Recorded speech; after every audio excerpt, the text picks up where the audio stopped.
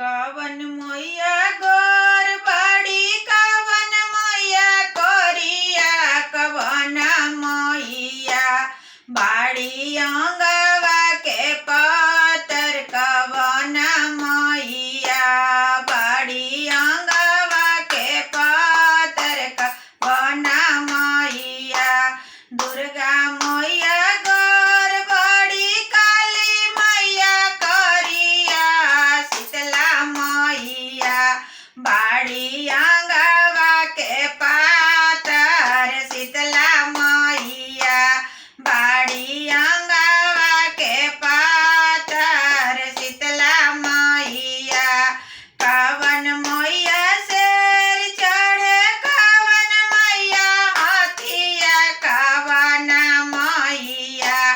करे गदा सवारिया कवन मैया करती गदा सवारिया कवन मैया दुर्गा मैया शेर चढ़ती काली मैया हाथिया शीतला मैया करती गदा सवारिया शीतला मैया करती गदा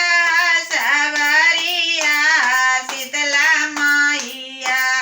कवन मैया बेटा दिहली कवन मैया बेटिया कवन मैया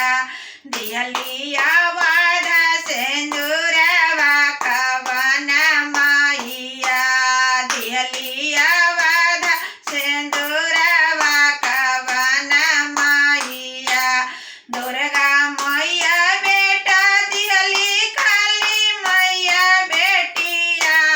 शीतला मैया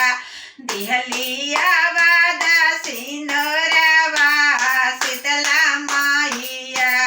दिहली आवाज सिंदूरवा शीतला मैया दिहली आवाज सिंदूरवा भवानी मैया। प्रेम से बोलिए जय माता दी।